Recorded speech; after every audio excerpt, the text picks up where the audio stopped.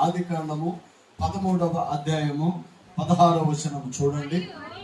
మరియు నీ సంతానమును భూమి మీద నుండి రేణువుల వలె విస్తరింపజేసేదను. ఎట్లనగా ఒకడు భూమి మీద నుండి రేణువులను లెక్కింపగలిగిన ఎడల నీ సంతానమును కూడా లెక్కింపవచ్చు. ప్రియ దేవుని బిడ్డలారా, ఈ నెలలో ప్రభు మనతో మాట్లాడుతున్న మాట శ్రమలలో విస్తరించుట. శ్రమలలో విస్తరించుట. ఒత్తిళ్లు, ఆటంకాలు, లోట్లు, సమస్యలు, కరువు, అలాగే ప్రియ దేవుని బిడ్డలారా అనేకమైన వ్యతిరేకతలు, వీటన్నిటి మధ్యలో ప్రభు మనకి ఇస్తున్న మాట, నీ శ్రమలో, నీ ఒత్తిళ్లలో, నీ కష్టాలలో ప్రభు నిన్ను విడిచిపెట్టడు. చాలా సందర్భాల్లో మనం అనుకుంటాము, దేవుడు నన్ను విడిచిపెట్టాడా, దేవుడు నాకు దూరంగా ఉన్నాడా, దేవుడు నా పట్ల ఆయన చిత్తం ఏది, మనం ఎప్పుడు కూడా గ్రహించకుండా ఆగిపోతూ ఉంటాం. దేవుని దర్శనం, దేవుని చిత్తం, దేవుని వాగ్దానము తెలియకుండా ప్రతి దేవుని బిడ్డలారా సమస్యలు మనల్ని ఏం చేస్తాయంటే మరుగుపరుస్తాయి. దేవునికి మరుగుపరుస్తాయి. సమస్యలు వైపు చూస్తాం కానీ దేవుని వైపు చూడలేము. దేవుడు ఆత్మీయ నేత్రాలకు గుడ్డితనాన్ని కలగజేస్తాడు. అంటే దేవుని శక్తిని, దేవుని యొక్క కృపను, దేవుని యొక్క ఔన్నత్యమును, దేవుని యొక్క ప్రభావమును తెలుసుకోలేము. మనం ఏం చేస్తామంటే ఇప్పటికప్పుడు నేను ఇంతే, నా జీవితం ఇంతే, నేను ఇలాగే ఉంటాను అని చెప్పేసి మనం ఏమైపోతామంటే మనకున్న ఆ పరిధిలో మన జీవితాన్ని లిమిట్ చేసుకుంటాం. మరియు నీ సంతానము భూమి మీద ఉన్న రేణుల వలె విస్తరింపచేసేదను. ఎట్లనగా ఒకడు భూమి మీద నుండి రేణువులను లెక్కింపగలిగిన ఎడల నీ సంతానము కూడా లెక్కింపవచ్చు. చాలా జాగ్రత్తగా గమనించాలి. వాగ్దానాలు దేవుడు నెరవేర్చేవాడై 12వ అధ్యాయంలో అబ్రహామును పిలుస్తాడు. 13వ అధ్యాయంలో ఆయన ప్రయాణాన్ని కొనసాగిస్తాడు. ప్రయాణం కొనసాగించిన తర్వాత దేవునితో నడుస్తూ ఉన్నాడు. దేవునితో నడుస్తున్నప్పుడు ఆయన ఇచ్చిన వాగ్దానాలు మనం చదువుకుంటూ వచ్చాం. మీ పితరులతో దేవుడు ప్రమాణం చేసిన రీతిగా, మీ పితరులతో దేవుడు వాగ్దానం చేసిన రీతిగా, మీ పితరులతో దేవుడు మాట్లాడిన రీతిగా ఇప్పటి వరకు దేవుడు మిమ్మల్ని నడిపించాడు. దేవుని బిడ్డలారా, పితరులు అంటే ఎవరు? అబ్రహాము, ఇస్సాకు, యాకోబు మన పితరుడు. వారి సంతానం నుంచి వచ్చిన వారే మనమై ఉన్నాం. అబ్రహాము, ఇస్సాకు, యాకోబులు ఏ విశ్వాసములు అయితే వెంబడిస్తూ వచ్చారో వాటిని మరొకసారి గుర్తు చేస్తూ ఉన్నాడు. దేవుని బిడ్డలారా, నీవు దేవుని చిత్తం ఏదైతే ఉన్నదని విశ్వసించావో దాని విషయంలో దేవుని ప్రణాళిక నమ్ముట నీ వలన అయితే నమ్మువానికి సమస్తము సాధ్యమే. దేవాది దేవుడు మాట్లాడుతున్నాడు. ప్రియ దేవుని బిడ్డలారా, ఆయన సన్నిధిలో నిలబడిన మనం, ఆయన దగ్గరకు వచ్చిన మనము ఆయన కృపను ఆశ్రయించాలి. ఆయన సన్నిధిలో ఏం చేస్తాడో విశ్వసించాలి. ఆయన సన్నిధిలో ప్రార్థనలు మనము ఆలకించాలి. దేవుని బిడ్డలారా, చదవబడిన వాక్యంలో ఆయన మాట్లాడుతున్నాడు, నేను నిన్ను దీవిస్తాను. ఎలా దీవిస్తానంటే నువ్వే లెక్కించలేవు. ఆమేన్, హల్లెలూయా. నీ సంతానము, నీ ఆర్థికము, నీ కుటుంబము, నీ బిడ్డలను నేను దీవిస్తాను. దేవుని బిడ్డలారా, దేవుడు ఏదైనా మాటిస్తే అది తప్పేవాడు కాదు. దేవుడు వాగ్దానం ఇస్తే అది నెరవేర్చకుండా ఉండేవాడు కాదు. ఆయన ఖచ్చితంగా మన జీవితంలో ప్రతి విషయాన్ని ఆయన నెరవేర్చేవాడై ఉన్నాడు. చాలా సందర్భాల్లో మనం ఏం చేస్తామంటే భయపడిపోతాం. దేవుని సన్నిధిలో ఇప్పుడు దేవుని బిడ్డారా, అడగకపోయినను దేవుడు మనకు కావలసినవి అన్ని ఇస్తాడు. ఈ లోకంలో చాలా మంది ఉన్నారు, వారు ఎప్పుడు ఎక్కడ ఎవరిని అడగరు, అయినను వారు పోషింపబడుతూనే ఉన్నారు. అలాగే దేవుని బిడ్డారా, ఆకాశ పక్షులను చూడండి, అది ఇత్తవు పోయవు, కొట్లలో కూర్చుకొనవు, అయినను నీ దేవుడైన యెహోవా వాటిని పోషిస్తున్నాడు. మీరు వారికన్నా శ్రేష్ఠులు కాదా అని మాట్లాడతాడు. అలాగే దేవుని బిడ్డారా, సింహపు పిల్లలు లేమి కలిగి కొదవ కలిగి ఆకలి కొనును గాని యెహోవాను ఆశ్రయించు వారికి ఏ మేలు కొదవై ఉండదు. దేవుని బిడ్డలారా, ఇవి వాగ్దానాలు. ఈ వాగ్దానాలను మనం నమ్మి విశ్వసించి ప్రార్థించిన ఎడల మన జీవితంలో ప్రతి విషయాన్ని దేవుడు నెరవేరుస్తాడు. మీకు తెలుసా మీ దేవుని బిడ్డలారా, చిన్న విషయం, అది వివాహమా, ఉద్యోగమా, వ్యాపారమా, లేకపోతే నీ అభివృద్ధి కోసం నువ్వు ఏదైతే ఇప్పుడు ప్రార్థన చేస్తున్నావో అది ఖచ్చితంగా నీ జీవితంలో ఇచ్చే తీరుతాడు. ఆయన ఇవ్వగలుగుటకు శక్తి కలిగిన దేవుడు. అద్భుతమైన కార్యాలు ఆయన మాత్రమే చేయగలడు. ఆయన తప్ప ఎవరు ఏమీ చేయలేరు. అందుకని ఆయన మీద ఆధారపడుతున్నాం మనం, ఆయనను ఆరాధన చేస్తున్నాం మనం. పూర్ణ మనసుతో దేవుని మీద ఆధారపడాలి. ఖచ్చితంగా నా దేవుడు నన్ను విమోచించే దేవుని బిడ్డ విధులను కట్టడలను అనుసరించి మీరు నడిస్తే ఆమేన్ హల్లెలూయా. ఐగుప్తుల రోగం ఏది మీకు రాదు, నిన్ను స్వస్థపరిచి యెహోవాను నేనే అని మాట్లాడుతున్నా. దేవుని బిడ్డలారా, నా మాటలు చాలా జాగ్రత్తగా గమనించండి. యేసయ్య సర్వ సృష్టికర్త, సమస్తమును చేయగలిగిన వాడు. యేసయ్య సర్వశక్తిమంతుడు, అసాధ్యాలను సాధ్యపరిచేవాడు ఆయన. ఇది కాదు అని నువ్వు ఎప్పుడు అనుకోకూడదు. నీ జీవితంలో నువ్వు అనుకోవాల్సింది ఏంటంటే, నా దేవుడు నా పట్ల ఏదైనా చేయగలడు. దేవుడు వాగ్దానం చేశాడు. వాగ్దానం చేసిన తర్వాత వారితో మాట్లాడుతున్నాడు. 450 సంవత్సరాలు మీకు తెలియని దేశంలోనికి వెళ్తారు. ఆయనను దేవుడు మిమ్మల్ని విడిచిపెట్టడు, మరలా అక్కడి నుంచి తీసుకొస్తాడు. మన జీవితంలో మనం నేర్చుకోవాల్సింది ఇక్కడ ఒక విషయం ఏంటంటే, మనల్ని తక్కువ చూసేవాళ్ళు, మనల్ని అవమానపరిచేవాళ్ళు, మనల్ని నిందల పాలు చేసేవాళ్ళు, మనకి విలువివ్వని వాళ్ళు, మన లెక్క చేయని వాళ్ళు వ్యక్తులు మన ముందు ఉన్నారు అంటే వాళ్ళు చూస్తుండగా దేవుడు నిన్ను దీవించబోతున్నాడు. అది నువ్వు గుర్తెరగాలి. దేవుని బిడ్డవా, వారిని బట్టి కాదు, వారు అవమానపడే రీతిగా, వారిని సిగ్గుపరిచే రీతిగా దేవుడు నిన్ను హెచ్చరించబోతున్నాడు. కొంతమందిని ఉంచుతాడు. ఆమె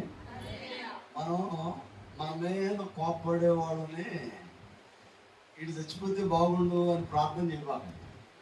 ఆమె అలాగే మనం చేసే ప్రార్థన ఏంటంటే, వీడిని చంపేద్దామా, వీడు చచ్చిపోతే బాగుండు. మనకు ఎవరన్నా వ్యతిరేకంగా నిలబడితే ఒకటే ఆడదు, వాడిని చంపేద్దామా, వాడిని చంపనన్నా చంపాలి, లేకపోతే వాడు చచ్చిపోనన్నా చచ్చిపోవాలి. అది ఆలోచన. ఈరోజు అదే అనుకుంటాం, వాడు రేపు ఉంటాడు, రేపు కూడా అదే అనుకుంటాం, ఎల్లుండి ఉంటాడు, అని ఉంటాడు. ఆమెను హల్లెలూయా. అందుకని మీరు అది ప్రార్థన చేయొద్దు, ప్రభువా ఆయన నేను చంపొద్దు, ఆయన కూడా చచ్చిపోవద్దు, ఆడు ఉండాలి. ఆమెను హల్లెలూయా. ఎందుకు ఉండాలి? నీ అభివృద్ధిని వాడు కనులారా చూడాలి. ఆమెను హల్లెలూయా. నీ ఆశీర్వాదాలు వాడు చూడాలి, నీ కుటుంబాన్ని ఎదుగుట చూడాలి, నీ స్థితిని చూడాలి. ఎక్కడైతే ఎవరైతే నిన్ను తక్కువ చేశారో వారు సిగ్గుపడే రీతిగా దేవుడు నిన్ను హెచ్చరించబోతూ ఉన్నాడు. దేవుడు విన్నారా, ఎంత శ్రమ పెట్టినను పరో హృదయాన్ని దేవుడే కట్టిన పరిచాడు. కొంతమంది కొన్నిసార్లు మనం బలపరచడం కోసం కొంతమందిని మన మీదకి వదులుతాడు దేవుడు. ఆమేన్ అలానే నాతోనే ఉన్నారా? దేవుని మహిమ కలిగి. ఇప్పుడు మీకు పరిగెత్తడం రాలేదనుకో, పాము కనపడితే చాలు పరిగెత్తేస్తారు. ఆమెను హల్లెలూయా. మీరు ఎలా జాగ్రత్తగా ఉండాలో ఒక్కసారి పెట్టుమని ఎదురు దెబ్బ తగిలిందనుకో, దారిలో ఎలా నడవాలో వచ్చేస్తుంది. ఆమేన్ అర్థమవుతుందండి. ఇప్పుడు వెళ్తా ఉన్నా అజాగ్రత్తగా వెళ్తూ ఉంటారు, పెట్టుమని ఒక రాయి తగిలిందనుకో, అప్పుడు ఎలా చూస్తారు? జాగ్రత్తగా చూసుకుంటూ వెళతారు. ఇంతకుముందు ఎలా వెళ్ళావు? నీ ఇష్టం వచ్చినట్టు వెళ్ళావు. కానీ ఇప్పుడు ఏమయ్యావు? రాళ్ళు ఉన్నాయా, ముళ్ళు ఉన్నాయా, ఏమన్నా గుంట్లు ఉన్నాయా అని చూసుకుంటూ వెళతాం. దేవుని బిడ్డలారా, అంటే ఎదురు దెబ్బ మార్గంలో ఎలా నడవాలో నేర్పిస్తుంది. ఇప్పుడు దేవుని బిడ్డలారా, ఒక మంచి స్నేహితుడిని నమ్మావు, సమస్తం అతడే అనుకున్నావు, అతడు మోసం చేశాడు. మోసం చేస్తే దేవుని బిడ్డలారా, అక్కడ మనకు నేర్పించేది ఏంటంటే, ఏ మనిషిని నమ్మకూడదు, యేసయ్య ఒక్కడే నమ్మదగిన దేవుడు. ఆమేన్ హల్లెలూయా. దేవుని బిడ్డలారా, ఇవన్నీ జీవిత పాఠాలు. ఇవి మనం నేర్చుకుంటే మన జీవితంలో ఎలా ఉండాలో, ఎలా మాట్లాడాలో, ఎలా సరేవాలో, ఎలా నడవాలో, ఎలా ప్రార్థన చేయాలో, ఎలా నమ్మకంగా ఉండాలో దేవుడు నేర్పిస్తేస్తాడు. అన్ని అనుభవాలు ప్రభు మనకి ఇస్తాడు. ఆమె హల్లెలూయా. ఈరోజు సంతోషంగా ఉంటుంది, రేపు దుఃఖం వస్తుంది, ఎల్లుండి మిడిల్గా ఉంటుంది. రకరకాల అనుభవాల నుంచి దేవుడు మనల్ని నడిపిస్తాడు. ఆయనను ఎవరి పతనాన్ని మనం కోరుకోకూడదు. వాడు ఉంటున్నాడు అంటే ప్రభువా నీవే ఉంచుతున్నావు, నన్నేదో దీవించబోతున్నావు. ఆమేన్. నువ్వు ఎప్పుడు కూడా గుర్తు పెట్టుకోవాల్సింది అదే. ఇతరుల పతనాన్ని నువ్వు కోరద్దు, వాళ్ళు ఉంటారు నీ అభివృద్ధిని వారు కనులారా చూసి అసూయపడేలాగా దేవుడు వారిని అలా ఉంచుతాడు. అందుకని యేసయ్య మనతో ఉన్నాడు. ఆమేన్ హల్లెలూయా. ఆయన మనకిచ్చిన వాగ్దానం ఏంటంటే, నేను నిన్ను దీవిస్తాను, నీ సంతానాన్ని నేను దీవిస్తాను. ఆమేన్ హల్లెలూయా. నిన్ను దీవించిన వారు దీవించబడతారు, నిన్ను శపించిన వారు శపింపబడతారు. ఎవడైనా నువ్వు నాశనం కావాలి అని కోరుకుంటే నువ్వు వాళ్ళ నాశనాన్ని కోరుకోని అవసరం. నీ పతనాన్ని ఎవరు కోరుకుంటాడో వాడు నాశనం అవుతాడు, కానీ దేవుడు నిన్ను ఉన్నతంగా నిలబెట్టేవాడు ఉన్నాడు. దేవుని బిడ్డారా, సుదీర్ఘ కాలపు ఆశీర్వాదాలు ఈరోజు ప్రభు మనకి వాగ్దానం చేశాడు. ఆమేన్ హల్లెలూయా. వాగ్దానాల పైన మనం ఆధారపడి వెళ్ళాలి. వాగ్దానాల మీద ఆధారపడి ఎప్పుడైతే వెళ్తామో దేవుడిని ఆశీర్వదిస్తాడు. తాత్కాలికంగా కొన్ని సమస్యలు వస్తాయి. ఆమేన్ హల్లెలూయా. అది నిన్ను ఏది దృఢపరచడానికి, స్థిరపరచడానికి, స్ట్రాంగ్ చేయడానికి, సరైన ఆలోచన చేయడానికి, సరిగ్గా చూడటానికి, సరైన నిర్ణయాలు తీసుకోవటానికి ఇవి ఉపయోగపడతాయి. ఎదురు దెబ్బలు నడవటం కోసం, నమ్మిన వాళ్ళు మోసం చేయటం, జాగ్రత్త పడటం కోసం, ఎవరికి పడితే వాళ్ళకి డబ్బులు ఇవ్వటం, అది ఎవరికి పడితే వాళ్ళకి ఇవ్వకూడదని నేర్పించటం, ఇవన్నీ మనకు అనుభవాలు. ఒక్కసారి అనుభవం అయిన తర్వాత మళ్ళీ రెండోసారి ఆ తప్పు చేయకూడదు. మీరు ఆమె అర్థమవుతుందండి. రెండోసారి పదే తప్పు చేయకూడదు. ఒక్కసారి అనుభవం అయిన తర్వాత ఇది దేవుని చిత్తం కాదు అని ఎరిగిన తర్వాత మరలా మీ జీవితంలో ఎక్కడికి వెళ్ళినా అది మీ మైండ్ లో ఉండాలి. మరలా అలాంటి పాపంలోనికి వెళ్లకుండా మిమ్మల్ని మీరు జాగ్రత్త పరుచుకోవాలి. దేవుని బిడ్డారా, వాగ్దానం చేశాడు. అబ్రహాము చనిపోయాడు, ఇస్సాకు చనిపోయాడు, యాకోబు కూడా చనిపోయాడు. వారెవరూ లేరు. వారిని నడిపించిన మోషే కూడా మరణకరమైన స్థితిలోనికి, అంటే వృద్ధాప్యంలోనికి వచ్చేసాడు. ఆ సమయంలో దేవుడు వారిని విడిచిపెట్టలేదు. సంఖ్యాకాండం 13వ అధ్యాయం ఏదైతే ఇస్తానని వాగ్దానం చేశాడో అక్కడికి మనల్ని ఖచ్చితంగా నడిపిస్తాడు. అది అనుభవించేలాగా దేవుడు నిన్ను సిద్ధపరుస్తాడు. ఆమేన్ హల్లెలూయా.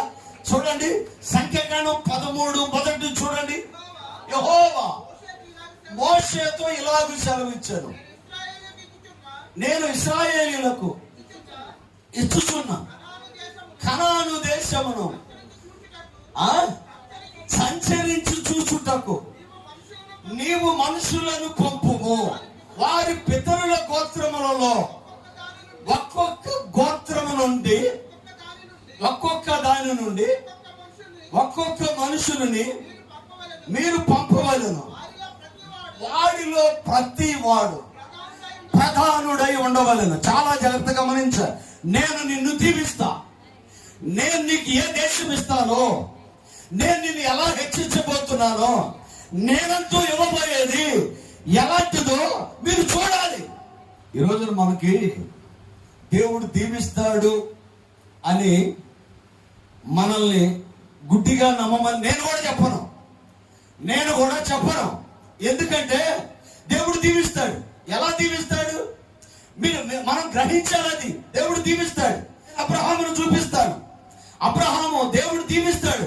అబ్రహాముని ఎలా దీవించాడంటే ఒక దేశాన్ని అబ్రహాముకి ఇచ్చాడు. ఆ దేశం అబ్రహాముది. అలా దీవించాడు. మరి ఇప్పుడు దేవుని బిడ్డలారా, ఇలా చెప్పుకుంటూ పోతే చాలా మందిని దీవిస్తూ వచ్చాడు ఆయన. ఈ రోజున ఇప్పటి వరకు కూడా దేవుని అంగీకరించి ప్రభు సన్నిధిలో ఉన్నతమైన స్థితిలో ఉన్నవాడు, ప్రపంచాన్ని శాసిస్తున్న వాళ్ళు దేవుని బిడ్డలు. అధునూతనమైన వాటిని కనిపెట్టిన వాళ్ళు, ఇప్పుడు వాడుతున్న టెక్నాలజీని ఇంప్రూవ్ చేసిన వాళ్ళు, ఇప్పుడు వాడుతున్న సమస్తమును అనుభవిస్తున్న మనము మన జీవితంలో ఏదైతే దేవుని బిడ్డలు లగ్జరీగా అనుభవిస్తూ ఉన్నాం, అది టీవీ కావచ్చు, ఫోన్ కావచ్చు, కారు కావచ్చు, బైక్ కావచ్చు, కరెంట్ కావచ్చు, లేకపోతే అద్భుతమైన వైద్యమును మనం అనుభవిస్తున్న ప్రియ దేవుని బిడ్డలు మెడిసిన్ కావచ్చు, ఇంజెక్షన్స్ కావచ్చు, ఇవన్నీ కూడా దేవుని బిడ్డలే కనిపెట్టారు. ఎందుకు దేవుడు ఆ జ్ఞానం ఇచ్చాడంటే వాగ్దానం చేశాడు. సొలొమోనుతో వాగ్దానం చేశాడు, ఈ భూమి మీద నీకంటే జ్ఞానము కలిగిన వాడు లేడు, ఉండడు అని అన్నాడు. దేవుని బిడ్డ వాగ్దానం చేసిన దేవుడు నమ్మదగిన దేవుడు. అన్ని కూడా దేవుడు మనకిచ్చాడు. సమస్తమును ఆశీర్వాదకరంగా మారాడు. నువ్వు వాడే ల్యాప్టాప్, నువ్వు వాడే ఫోను, నువ్వు వాడే కెమెరా, నువ్వెక్కే బైకు, నువ్వు తోలే కారు, ఇవన్నీ ఎవరు కనిపెట్టారు? ఇవన్నీ ఎవరే? ఇవన్నీ ఎవరే? అమ్మాయి కలగండి. ఇవన్నీ ఎవరే? ఎవరు కనిపెట్టారు ఇవన్నీ? హలో అని అన్నాం. ఏమంటాం? అసలు హలో అనుకోండి, ఎవడన్నా ఫోన్ మాట్లాడతారా? హలో అంటే ఫోన్ కనిపెట్టిన ఆయన భార్య పేరు హలో, గ్రహం బెల్ భార్య పేరు హలో. ఇప్పుడు నువ్వు ఏం మాట్లాడుతున్నావు? గ్రహం బెల్ భార్య అని పిలుస్తున్నావు హలో అని. దేవుని మహిమ కలిగిందిగా. చాలా జాగ్రత్తగా గమనించండి. దేవుడు జ్ఞానాన్ని తన బిడ్డల్లో పెట్టాడు. ఎవరికి ఆపరేషన్లు చేసేవాడు. ఎలా ఆపరేషన్లు చేసేవాడు తెలుసా? 2 కాళ్ళు 2 చేతులు పళ్ళ కట్టేసి, అరవకుండా నోట్లో స్క్రూ డ్రైవర్ పెట్టేసి, మన కూరగాయలు కొత్తాం కదా కత్తి తెలుసుగా, మత్తు ఇంజక్షన్లు ఏమి లేవు. కత్తులు పెట్టి అరవకుండా కాళ్ళు చేతులు అటు ఇటు కదలకుండా కాళ్ళు చేతులు కట్టేసి, మీరు పూర్వకాలం ఇమేజెస్ అప్పుడు హాస్పిటల్లో ఆపరేషన్లు ఎలా జరిగారో మీరు నెట్లో చూడండి, వచ్చేస్తాయి. మీరు ఇంటికి వెళ్ళని చూసుకోవచ్చు. అంటే నోట్లో స్క్రూ డ్రైవర్ కానీ ఏదైనా పెట్టేసి, కాళ్ళు చేతులు కట్టేసి, నిలువును కోసి అవన్నీ చేస్తూ ఉంటే ఎలా ఉంటుంది సిస్టర్? ఆపరేషన్ అంటేనే బీపీలు పెరిగిపోతాయి. మరి డైరెక్ట్గా ఆపరేషన్ అంటే ఎలా కుదిరింది? దేవుని బిడ్డలారా, ఈ రోజున ఎలాంటి టెక్నాలజీ దేవుని బిడ్డలు కనిపెట్టారు అంటే, వాళ్ళకి ఇంజెక్షన్ ఇస్తాడు, దేవుని స్తోత్రం, ఏం జరిగేది తెలియదు, తీసుకొచ్చి మరలా పడుకోబెట్టిన తర్వాత మత్తుగా ఉంటుంది. అప్పటికి జరగాల్సిన పనులన్నీ అయిపోతాయి. ఏమైందంటే ఆపరేషన్ అయిపోయింది, 6 గంటలు పట్టింది, 4 గంటలు పట్టింది, 3 గంటలు పట్టింది అంటాడు. కొంతమంది మత్తు ఎక్కదు, మత్తు ఎక్కకపోతే మళ్ళీ చేస్తారు. మత్తు ఇంజక్షన్ డాక్టర్ని పక్కనే పెట్టుకుంటాను, మళ్ళీ చేస్తారు. అంటే నీకు నొప్పి తగలకుండా, నీకు ఏం చేయాలి ఇది అవ్వకుండా, నువ్వు బాధపడకోకుండా చక్కగా ఇంట్లో ఈ యొక్క డెవలప్ బెడ్ మీద పడుకుంటున్నప్పుడు నువ్వు ఎలాగ ఉంటావో అలాంటి స్థితిలో నువ్వు ఉన్నప్పుడు నీ రోగాన్ని పూర్తిగా తీసి పక్కన పడేసి నిన్ను బాగు చేసే టెక్నాలజీని కనిపెట్టింది దేవుని బిడ్డలో. ఇన్సులిన్ కనిపెట్టిన డాక్టర్కి కాదు మనం దండం పెట్టాల్సింది. ఇన్సులిన్ కనిపెట్టడానికి కావలసిన జ్ఞానాన్ని ఆ డాక్టర్కి ఇచ్చిన యేసయ్యకు మనం దండం పెట్టాలి. సపోర్ట్ కొడుతూ దేవుని స్తుతించాడు. మనం చేస్తున్న పొరపాటు అదే. బైకుకు దండం పెడతాం, కారుకు దండం పెడతాం, వాళ్ళ వస్తువుకు దండం పెడతాం, మనిషికి దండం పెడతాం. వీటన్నిటిని ఇచ్చిన దేవుణ్ణి మర్చిపోతాం. దేవుని బిడ్డలారా, ఎప్పుడైతే మనం కృతజ్ఞత కలిగి ఉంటామో మన జీవితంలో అద్భుతాలు యేసయ్య చేసేవాడై ఉన్నాడు. సపోర్ట్ కొడుతూ దేవుని స్తుతించాడు. ఆమేన్, హల్లెలూయా. నేను మీకు కానానుని ఇస్తాను, నేను మీకు చూపి ఇవ్వబోతున్న దేశాన్ని మీరు చూడాలి. ఎందుకంటే అబ్రహాము లేడు, ఇస్సాకు లేడు, దేవుని దీవెన అంతకు ముందు ప్రవక్తలు ఎవరు చూడలేదు. ఈ రోజున దేవుడు ఎలా దీవిస్తాడు చూడాలి అంటే నిన్నే నేను ఒక మూల స్తంభముగా ఉంచబోతున్నాను అని మాట్లాడుతూ దేవుని బిడ్డలారా, ఆ వాగ్దానాలను నిజం చేయటం కోసం దేవుడు అబద్ధం ఆడలేదు అబ్రహాముతో, దేవుడు అబద్ధం ఆడలేదు ఇస్సాకుతో, దేవుడు అబద్ధం ఆడలేదు యాకోబుతో అని తెలియటం కోసం వాళ్ళకి ఇచ్చిన వాగ్దానాలు దేవుడు ఖచ్చితంగా నెరవేర్చాడని తెలుసుకోవటం కోసం అక్కడ ఏమంటాడంటే 12 గోత్రాలు, యాకోబు కుమారులు 12 మంది, 12 అభివృద్ధి అయ్యి 12 గ్రామాలు అయ్యారు. వినండి చాలా జాగ్రత్తగా. 30 లక్షల మంది ప్రజలయ్యాడు. ఒక్కడితో ప్రయాణమైన, ఈ ఒక్కడితో ప్రారంభించబడిన ఈ ప్రయాణం 12 మంది రాజులు, అలాగే దేవుని బిడ్డారా 12 పాదాలైన ఈ 12 మంది సంతానం, ఒక్కడి సంతానం 30 లక్షల మంది ప్రజలయ్యారు. ఆమె హల్లెలూయా, దేవుని మహిమ కలిగింది. వీళ్ళందరూ కలిసి ఓ దేశాన్ని దేవుడు ఇస్తానన్నాడు. ఆ దేశం 30 లక్షల మంది వెళ్ళటం అంటే స్పోర్ట్స్ చూసుకోవాలి. ఇప్పుడు రాజధాని ఎక్కడ కట్టాలి? నది పక్కన కట్టాలి.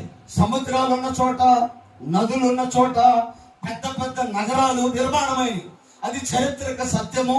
ఎక్కడ చూసినా, ఏ నగరం చూసినా ఏదో ఒక పెద్ద నది పక్కన ఉంటది. ఒక అలాంటి అవకాశాలు చూసుకొని నగరాలు నిర్మిస్తారు.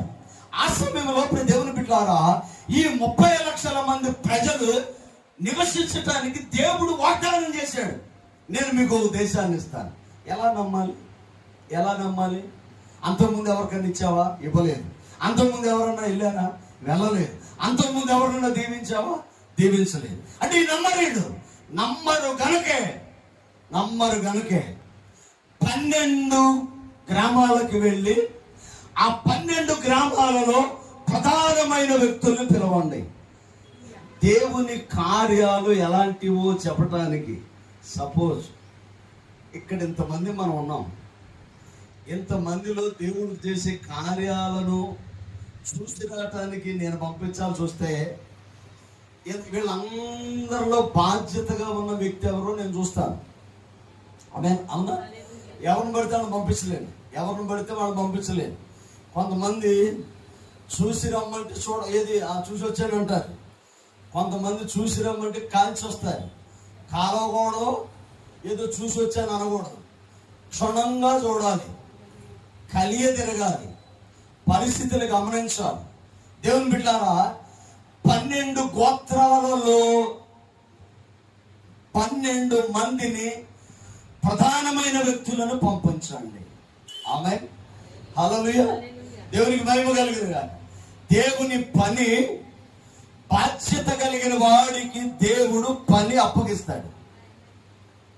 ఎలా పడితే అలాగ అప్పగించడం, ఎవరికి పడితే వాళ్ళకి అప్పగించడం. నమ్మకమైన ప్రధానమైన వ్యక్తులను పంపించండి.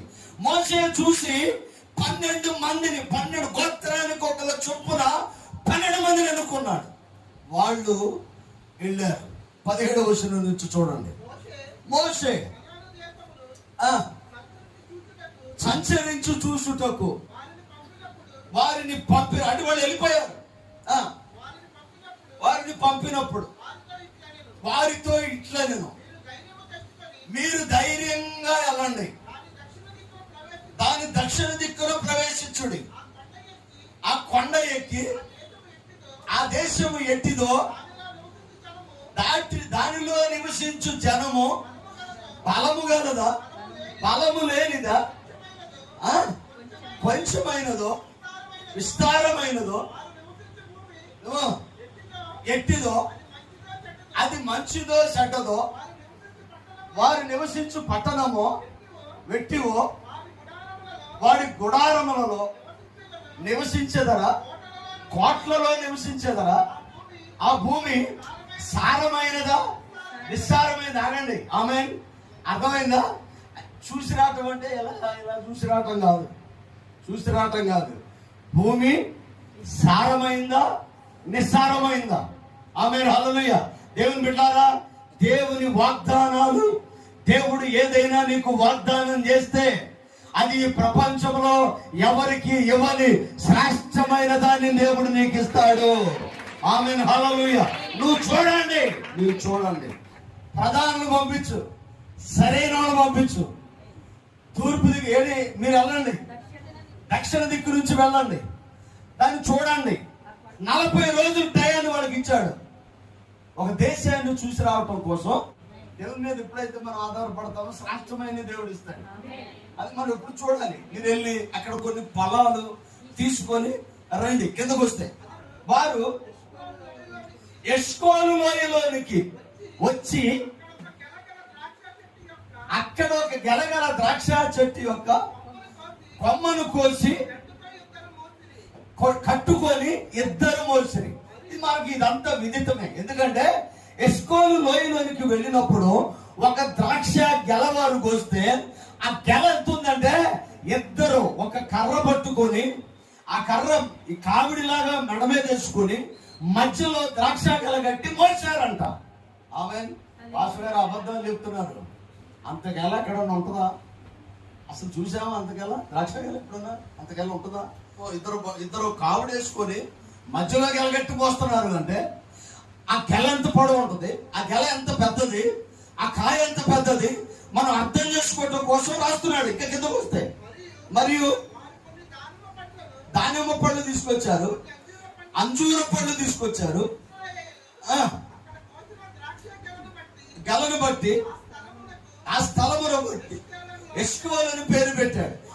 వారు 40 దినములు ఆ దేశములో సంచరించి చూసి తిరిగి వచ్చి దేవుని బిడ్డారా, వాళ్ళ దేశాన్ని క్షుణ్ణంగా చూశారు, అక్కడ పరిస్థితులు చూశారు, అక్కడ పంటలు చూశారు, వాటిని కొన్ని తీసుకొని వచ్చారు, అక్కడ పరిస్థితులన్నీ వివరించారు. అది గొప్ప దేశము, అది అభివృద్ధి అయిన దేశము, అక్కడ నెఫీలు ఉన్నారు, వాళ్ళు ఉన్నత దేహులు, వారికి మేము మిడతల వలె, మాకులు వారు మేము మిడతల వలె కనబడ్డాము, ఆ దేశానికి మేము వెళ్ళలేమని 10 మంది సాక్ష్యం ఇస్తే, ప్రియ దేవుని బిడ్డలారా, యెహోషువ కాలేబు అంటున్నారు, నో నో నో, కనాను దేశము బలమైనదే, పంటలు శ్రేష్టమైనదే, పాలు తేనెలు ప్రవహించేది, కానీ ఆ దేశాన్ని దేవుడు మనకి స్వాధీనపరుస్తాడు. చప్పట్లు కొడుతూ దేవుని స్తుతించాడు. దేవుని బిడ్డలారా, కొంతమంది దేవుని కార్యాలు చూడటానికి లెన్స్ పెట్టుకొని చూడాలి. దేవుని బిడ్డలుగా మనం చూడాల్సింది ఏంటంటే, ఆమెను హల్లెలూయా, మన కళ్ళు, మన లెన్స్, మనకున్న జ్ఞానాన్ని బట్టి చూడకూడదు. ఆమెను హల్లెలూయా, దేవుని కళ్ళు పెట్టి చూడాలి. మనం దేవుని లెన్స్ మనకు ఉపయోగించాలి. దేవుని ఆశీర్వాదాలు చూడాలి అంటే ఆయన్ని సాటి చేసుకునే చూడాలి, కానీ నీ మనిషి జ్ఞానాన్ని బట్టి నువ్వు ఎప్పుడు కూడా అర్థం అవ్వడు. ఆయన మందికి ఏది 2 నేత్రాలు ఉంటాయి. ఒకటి ఆత్మీయ నేత్రాలు, 2 శారీరక నేత్రాలు. ఆత్మీయ నేత్రాలు ఆత్మీయులకు ఉంటవి, అది దేవుని కార్యాలు వారికి అర్థమవుతాయి. నా దేవుడు దీవిస్తాడు. అదే ఇంకా అప్పులు ఉన్నాయా? దేవుడు దీవిస్తాడు. పెళ్ళి అవట్ల 20-30 దేవుడు దీవి అయ్యిద్దే. పిల్లలు ఇంకా పుడతలో 4 పిల్లలు పుడతారు, ఆమెను పుడతారు. ఆమెను హల్లెలూయా. ఈ నమ్మాలి, మనం ఈ నమ్మాలి. ఎప్పుడైతే దేవుని బిడ్డలారా దేవుని కార్యాలు జరుగుతాయి అని మనం నమ్మామో, ఆమెను హల్లెలూయా, మన జీవితంలో ఖచ్చితంగా జరుగుతాయి. బాబా బయలుదేరి వెళ్తా ఉంటే కొండటం వచ్చింది. దేవా ఈ కొండ తీసేయాలని ప్రార్థన చేశాను. అక్కడ పెద్ద పెద్ద మేధావులు అందరూ చూసి, ఈ పుట్టడానికి మైండ్ లేదా ఏంటి, ఈ కొండ ఏంటి, దీన్ని తీసేయటం ఏంటి అని నవ్వుకొని వెళ్ళిపోయారు. ఆ తర్వాత మరలా ఆయన అటు నుంచి వస్తూ ఉన్నాడు. పెద్ద పెద్ద బుల్డోజర్ పొక్కురోలతో కొండ పగలు కొడతా ఉన్నారు. అదేంటి? ఆ తర్వాత మరలా వచ్చాడు, దారి ఏర్పడింది, మంత్రులు అందరూ వచ్చి ఓపెన్ చేస్తూ ఉన్నారు. అప్పుడే అర్థమైంది, ఎక్కడో గుర్తు వస్తుంది. ఏంటి? ఒకరోజు ప్రార్థన చేసింది, ప్రభా ఈ చుట్టూ తిరిగి రావాల్సి వస్తుంది, ఈ తిన్నగా అయితే నాకు దగ్గర స్కూలు తీసే ప్రభా అని ప్రార్థన చేసింది. ఆ రోజు నవ్వాడు. కానీ ఈ రోజున ఏమైంది? అధికారుల్ని స్పందింపజేసి అవసరతలు గుర్తెరిగి గవర్నమెంట్నే కదిలించి ఆ కొండను తొలిసి మార్గాన్ని వేశాడు. నీ ప్రార్థనకు శక్తి అలా ఉంటుంది. నువ్వు నమ్మి విశ్వసించి ప్రార్థన చెయ్యి. దేవుని బిడ్డలారా, అసాధ్యమైనవి దేవుడు సాధ్యపరుస్తాడు. అడిగే విషయంలో, ప్రార్థన చేసే విషయంలో, నమ్మే విషయంలో ఎక్కడ కూడా అనుమానం లేకుండా నమ్మకం. దేవుడు కార్యం చేస్తాడు. దేవుడు, అది నిజమే. అది పాలు తేనెలు ప్రవహించు దేశము, అది శ్రేష్టమైన ఫలాలు ఇచ్చే దేశము. ఆ దేశాన్ని నాకు దేవుడు ఇస్తాడు. విశ్వసించి ప్రార్థన చేసి నువ్వు ఎప్పుడైతే నమ్ముతావో నీ జీవితంలో గొప్ప కార్యాలు దేవుడు చేసేవాడు. విశ్వాసం ప్రార్థన చేయటం కాదు, నమ్మటమే విశ్వాసం. దేవుని బిడ్డారా, ఖచ్చితంగా ప్రవచనం ఇచ్చిన దేవుడు అది నెరవేర్చే వరకు నీతో ఉంటాడు. అది నెరవేరి తీరింది. విశ్వాసంతో నిలబడాలి. దేవుని బిడ్డారా, అది శ్రేష్టమైన దేశం, పాలు తేనెలో ప్రవహించే దేశం. అది యెహోవా ఇస్తానన్న దేశం. వారికి ఇచ్చి తీరాడు. ఈ మధ్యలో సముద్రాలు అడ్డవచ్చినాయి, దారిచ్చినాయి. ఆమె హల్లెలూయ. ఎడారుల్లో నడిచారు, అయినా మేఘస్తంభం వాళ్ళకు తోడుగా ఉంది. రెపదీమ అరణ్యంలోనికి వెళ్ళారు. సర్ప కాటు వలన స్వస్థతనిచ్చాడు. నీళ్లు లేవు, బండ నుండి నీళ్లు ఇచ్చాడు. ఆహారం లేదు, మన్నాన్ని కురిపించాడు. దేవుని బిడ్డారా, శత్రువులను తొలగింపజేశాడు, మార్గాలను నిర్దేశించాడు. తన మేఘమయ్యాడు, తన సన్నిధి వారితో నడిపించాడు. రాజులను నిర్మూలపరిచాడు, అధికారులను పక్కన పెట్టారు. ఎవరైతే అనుమతించలేదో వారిని లెక్క చేయలేదు. దేవుని బిడ్డారా, 40 రోజులు ప్రయాణం, 40 సంవత్సరాలైనా దేవుడు వారితోనే ఉన్నాడు. వారికి వాగ్దానం ఇచ్చిన దేశానికి వారిని చేర్చిన వాడు యేసయ్య ఉన్నాడు. దేవుని బిడ్డారా, శ్రమలు ఉండొచ్చు, వ్యతిరేకత ఉండొచ్చు, ఆటంకం ఉండొచ్చు, వేదన ఉండొచ్చు, అప్పు ఉండొచ్చు, నిరాశ ఉండొచ్చు, శరీరంలో శక్తి లేకపోవచ్చు. వాగ్దానం చేసిన దేవుడు నమ్మదగిన దేవుడు. అది నువ్వు ఖచ్చితంగా తీరుతావు, నువ్వు చూస్తావు, నువ్వు అనుభవిస్తావు. నీ జీవితంలో వేరు జరిగింది. ఖచ్చితంగా యేసయ్య నిన్ను ఆశీర్వదించేది. విశ్వాసముతో మనము నమ్మాలి. దినవృత్తాంతంలో 1వ గ్రంథం 4వ అధ్యాయం 10వ వచనం చూడండి. ఎప్పేజు మొరుపెట్టి నీవు నన్ను నిశ్చయముగా ఆశీర్వదించి నా సరిహద్దులు విశాలపరిచి నీ చేయి నాకు తోడుగా ఉన్న దయచేసి నాకు కీడు రాకుండా దానిలో నుండి నన్ను తప్పించుము. 4 అంశాలు పెట్టి ప్రార్థన చేస్తాడు ఆయన. నన్ను ఆశీర్వదించు, నా సరిహద్దులు విశాలపరుచు, నీ చేయి నాకు తోడుగా ఉన్న దయచేయి, కీడు రాకుండా నన్ను తప్పించు. ఇది ప్రార్థన చేశాడు. ఇది ప్రార్థన చేస్తే దేవుని బిడ్డలారా, ఎఫెసు తన సహోదరుల కన్నా ఘనత పొందేలాగా ఆ ప్రార్థన తను నడిపించింది. ఎక్కడైతే వేదనగా పిలువబడ్డాడో అక్కడ ఘనమైన వాడిగా హెచ్చింపబడిన వాడు ఎఫెసు అయి ఉన్నాడు. దేవుని బిడ్డలారా, అవమానాలు, నిందలు, వేదన ఎక్కడైనా నీకు ఉన్నట్లయితే భయపడొద్దు. విశ్వాసంతో నిలబడండి. నీ అవమానమును ఘనతగా మారుస్తాడు. నీ తలెత్తుతాడు. నువ్వెవరైతే అవమానపరిచారో వారు చూసి అసూయపడేలాగా దేవుడు నిన్ను దీవిస్తాడు. తల వంచండి. ప్రార్థన. వారు విశ్వసించినది, వారు నమ్మినది, వారు పొందుకుంటామని అనుకున్నది వారికి నీవు వాగ్దానం చేసింది వారు ఖచ్చితంగా చేరుకుని వారిని ఆ ఫలాలు అనుభవించే కృపను దయచేయి ప్రభువా. తాత్కాలికంగా నిరాశలు, వేదన, దుఃఖము, అవమానాలు, నిందలు ఎక్కడైనా వారిని అలుముకొని ఉంటే యేసు నామములో అవి తొలగిపోవునట్లు సహాయం చేయి. నీ కృప బిడ్డలతో కూడా ఉంచండి. రోగులుగా ఎవరైనా ఉంటే దైవికమైన స్వస్థతను వారికి ఇవ్వండి.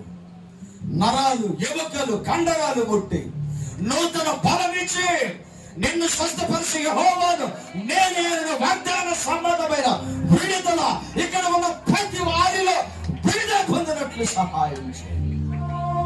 నూతన స్వస్థత వారికి అనుగ్రహించండి. నీ కృప వారితో కూడా ఉంచండి. యేసయ్యా, శాపాలు తొలగిపోవాలి, పాపాలు తొలగిపోవాలి, అనుమానాలు తొలగిపోవాలి, నిరాశ తొలగిపోవాలి, వేదన తొలగిపోవాలి, దుఃఖము తొలగిపోవాలి. ఒక ఆశీర్వాదకరమైన, ఆహ్లాదకరమైన, సంతోషకరమైన, తృప్తికరమైన, శ్రేష్టమైన మేలైన అనుభవంలో నుంచి వారిని నడిపించండి. వారిని మీరు దర్శించమని నీ కృప వారితో కూడా ఉంచు. పేరు పేరున వృద్ధిపరచమని యేసు శ్రేష్ఠ నామమున అడిగి వేడుకొనుచున్నాము తండ్రి. ఆమేన్. అందరికీ